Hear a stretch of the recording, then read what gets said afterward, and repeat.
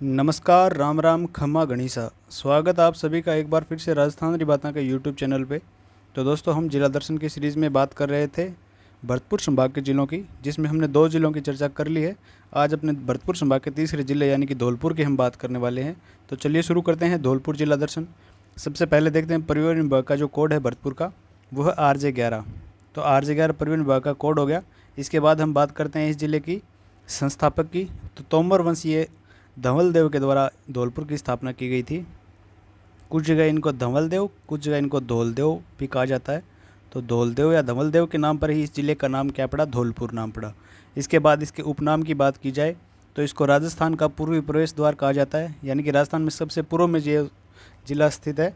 और अपने राजस्थान का जो पूर्वी बिंदु है, सीमा पे देखा जाए तो राजस्थान का सबसे पूर्वी बिंदु कौन सा गाँव है, सिलाना गाँव है। वो भी कहाँ का है, भरतपुर का। तो सिलाना गांव भी भरतपुर में आता है। और राजस्थान का इसको क्या कहा जाता है, पूर्व से जो प्रवेश होता है राजस्थान में, पूर्व का प्रवेश द्वार कहते हैं।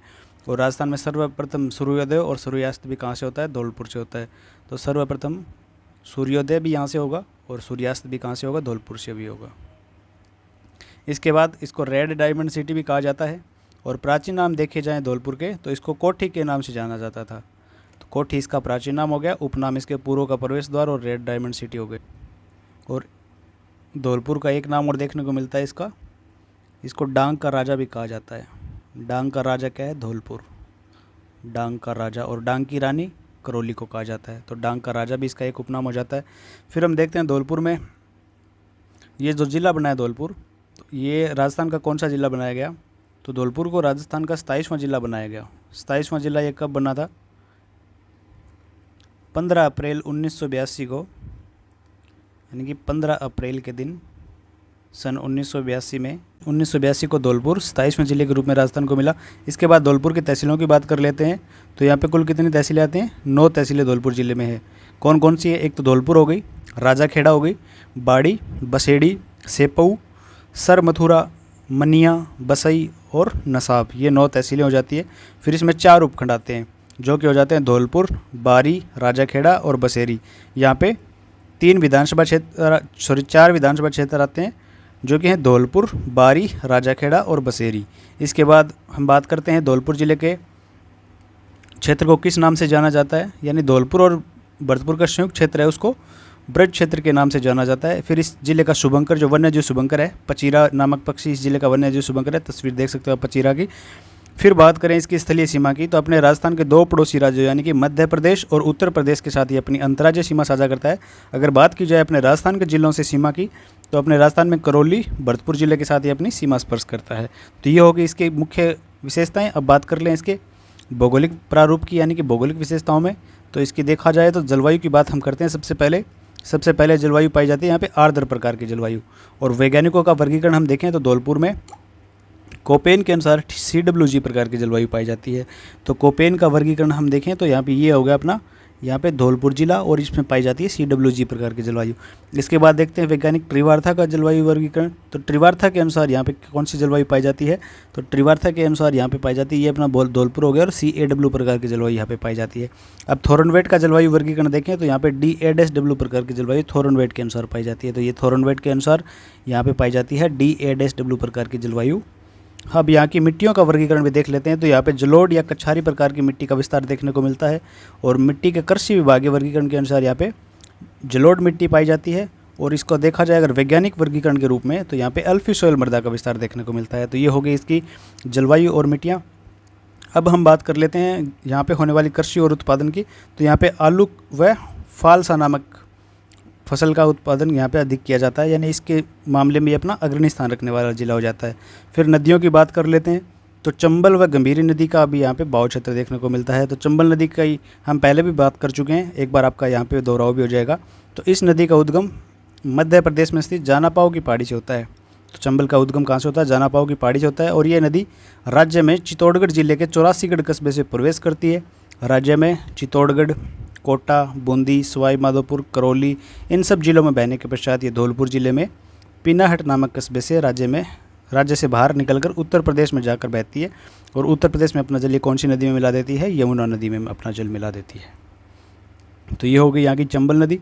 फिर यहाँ पे एक गंभीर नदी है। तो इस नदी का उद्गम भी करौली जिले के सपोटरा की पहाड़ी से होता है। करौली, भरतपुर और धौलपुर जिलों में बहने के पश्चात ये राज्य के यानी उत्तर प्रदेश राज्य में जाने के पश्चात यमुना नदी में यह भी अपना पानी मिला देती है। और इस नदी पर करौली जिले में कौन सा बांध बनाया गया है? पांचना बांध। तो ये इंपॉर्टेंट फैक्ट आपको याद रखना है। करौली आगे हम पढ़ेंगे तो और चर्चा में आ जाएगा ये।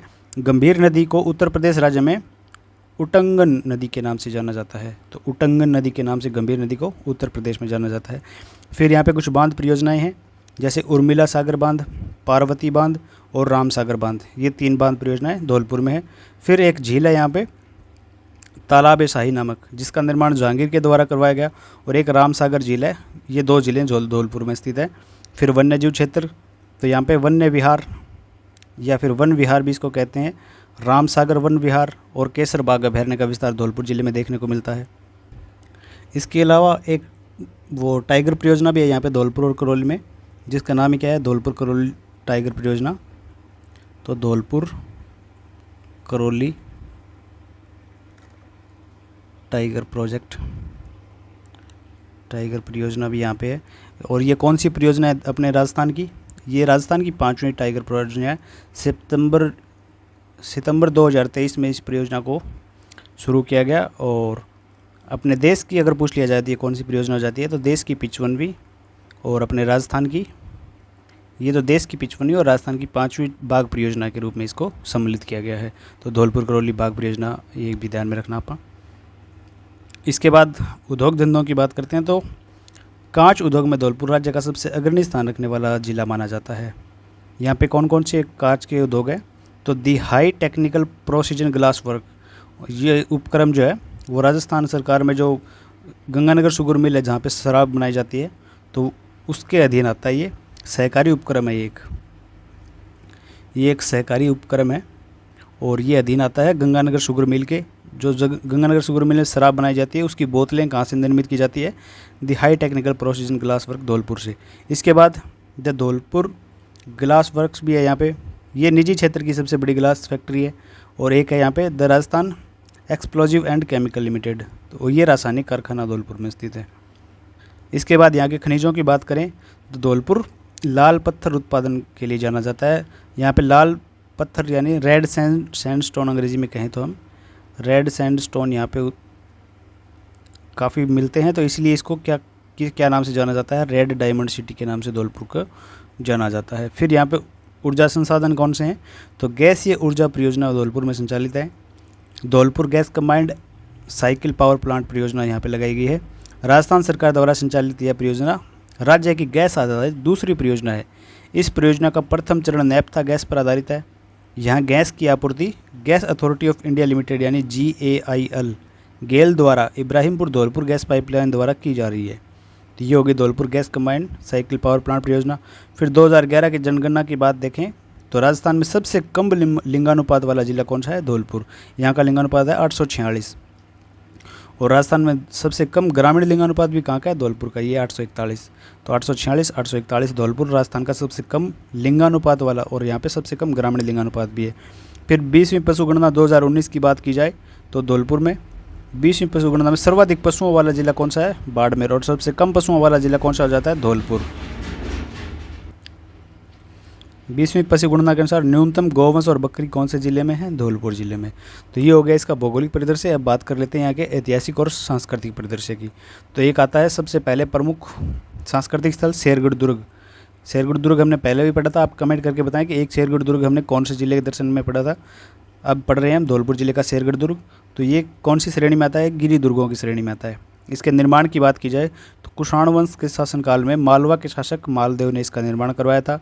और इसका जीर्णोद्वार या इसको जो मरम्मत का कार्य बाद में करवाया गया शेरशाह के द्वारा। और ये कौन सी नदी के किनारे स्थित है? तो चंबल नदी के किनारे ये शेरगढ़ का दुर्ग है। इस दुर्ग को धौलपुर दुर्ग, धौलागढ़ और दोहरगढ़ के उपनाम से जाना जाता है। यहाँ पे सबसे ज़्यादा पूछे गए क्वेश्चन है वो हुंकार तोप कौन से दुर्ग में स्थित है? तो हुंकार तोप यहाँ पे स्थित है शेरगढ़ में।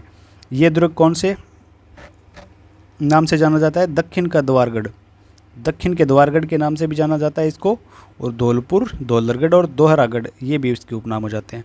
इस दुर्ग में सैयद की मजार है एक, जिसका निर्माण शेरशाह सूरी के द्वारा अपने गुरु की याद में करवाया गया था। तो ये हो गया शेरगढ़ दुर्ग। अब बात करते हैं बाबू महाराज का मेला लगता है यहाँ पे बाड़ी में। बाड़ी जो धौलपुर की तहसील है वहाँ पे प्रतिवर्ष भाद्र शुक्ल एकादशी को ये मेला बढ़ता है।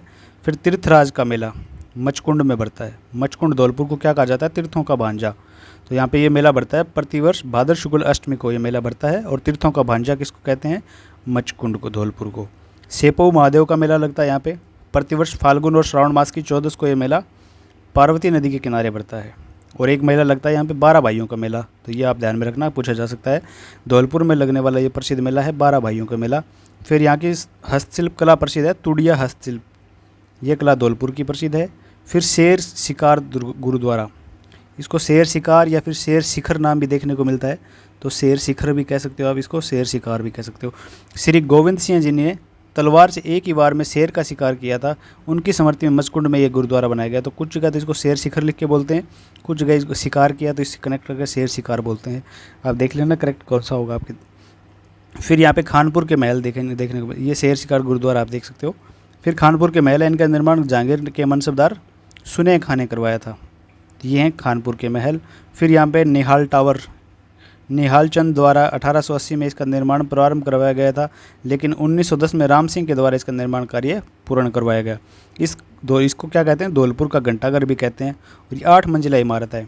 और इस घंटे में जो घड़ी का निर्माण है इंग्लैंड की मेसर्स जिलेट जॉनसन कंपनी के द्वारा करवाया गया। तो यहाँ की घड़ी के बारे में ये इंपॉर्टेंट फैक्ट हो जाता है कि इसका निर्माण कौन सी कंपनी के द्वारा किया गया? मेसर्स जिलेट जॉनसन कॉपड्रॉन कंपनी के द्वारा इसमें जो घड़ी लगी हुई है इसका निर्माण करवाया गया। फिर यहाँ पे बीबी जरीन का मकरा या फिर जारा जरीन का मकरा, वसीद मोनी बाबा की मज़ार, ये धौलपुर में प्रसिद्ध है। फिर कमल के फूल का बाग देखने को मिलता है यहाँ पे धौलपुर में। इस बाग का उल्लेख बाबर की आत्मकथा तुजू के बाबरी में देखने को मिलता है। तो तुजू के बाबरी में बाबर ने इस बाग का उल्लेख किया था, कमल के फूल का बाग। इसके बाद प्रमुख मंदिरों में राजबिहारी का मंदिर, चोपड़ा शिव मंदिर और 64 योगिनी मंदिर, ये धौलपुर में स्थित है। फिर यहाँ पे धौलपुर में लगता है देवछठ का मेला। ये मेला प्रतिवर्ष भाद्र शुक्ल पंचमी को लगता है और इस मेले को लक्खी मेले के नाम से भी जाना जाता है। तो धौलपुर का लक्खी मेला कौन सा है? देवछठ का मेला।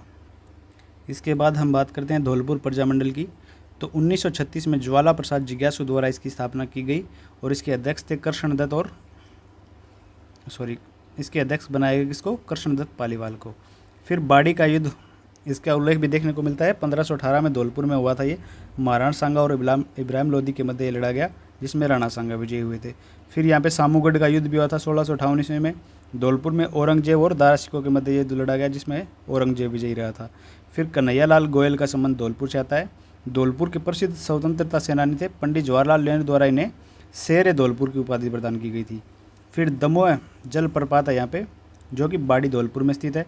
तमंचा शाही सिक्कों का संबंध कहाँ से है? तमंचा शाही सिक्के कहाँ पे प्रचलित है? धौलपुर रियासत में। फिर सैनिक स्कूल है, अपने राजस्थान का जो दूसरा सैनिक स्कूल है वो बनाया गया है धौलपुर में। इसकी स्थापना 1962 में की गई थी। फिर भेंट ख्याल भी प्रसिद्ध है धौलपुर का। फिर कालीतीर लिफ्ट परियोजना सर मथुरा धौलपुर में संचालित है। ये अशोक गहलोत जी के द्वारा इसका उद्घाटन किया गया था। राजस्थान के एकीकरण की बात की जाए तो रियासती विलय पत्र पर हस्ताक्षर करने वाली अंतिम रियासत कौन सी थी? धौलपुर रियासत। धौलपुर के शासक उदय बानसिंह ने 14 अगस्त 1947 को रियासती विलय पत्र पर हस्ताक्षर किया था। महत्वपूर्ण तथ्य भी देख लेते हैं कि रियासती विलय पत्र पर हस्ताक्षर करने वाली प्रथम रियासत कौन सी थी? बीकानेर। और इसके शासक कौन थे? शार्दुल सिंह ने सर्वप्रथम यानी 7 अगस्त 1947 को हस्ताक्षर किए थे और सबसे लास्ट में 14 अगस्त 1947 को हस्ताक्षर किए थे अपने धौलपुर रियासत के उदय बानसिंह ने। इन सब के अलावा धौलपुर में एक पाताल तोड़ बावड़ी भी है। तो पाताल तोड़ बावड़ी, ये जो बावड़ी है 7 मंजिला बावड़ी धौलपुर में। इसके अलावा निहाल टावर की बात हम कर चुके हैं, 8 मंजिला इमारत है। फिर एक मुगल गार्डन भी है यहाँ पे। एक गजरा का मकबरा है, गजरा का मकबरा। इसका निर्माण किसके द्वारा करवाया गया? तो इसका निर्माण करवाया गया भगवंत सिंह के द्वारा। भगवंत सिंह, इन्होंने अपनी प्रेमिका थी, इनका नाम था गजरा। इनकी प्रेमिका गजरा के नाम पर इसका नाम पड़ा गजरा का मकबरा। भगवंत सिंह के द्वारा इसका निर्माण करवाया गया। तमंचा शाही सिक्के हमने पढ़ लिए हैं और कालातीर लिफ्ट परियोजना भी हो गई है। तो ये सारे इंपॉर्टेंट फैक्ट हमने चर्चा में ले लिए हैं। मेरे हिसाब से कुछ भी बचा नहीं है धौलपुर से। तो आशा करता हूँ कि ये क्लास आपको हेल्पफुल साबित हो। अगर क्लास आपको अच्छी लगे तो इसको लाइक करना, चैनल को सब्सक्राइब नहीं कर रखा तो कर लेना, क्योंकि पूरा जिला दर्शन आपको यहाँ पे मिलने वाला है। और भी जीके के अन्य टॉपिक्स आप चाहें कमेंट बॉक्स में कमेंट करके बता दीजिए किस प्रकार के टॉपिक्स पे आप वीडियो चाहते हैं, किस प्रकार की वीडियो चाहते हैं, यानी एमसीक्यू फॉर्मेट में चाहते हैं या फिर ऐसे थ्योरी के फॉर्मेट में चाहते हैं। जैसे भी आप चाहते हैं कमेंट करके अपने सुझाव दे सकते हैं। तो आज की वीडियो में अंत तक बने रहने के लिए आपका बहुत बहुत धन्यवाद। मिलते हैं अगली क्लास में नए ज़िले के साथ, तब तक के लिए जय राजस्थान।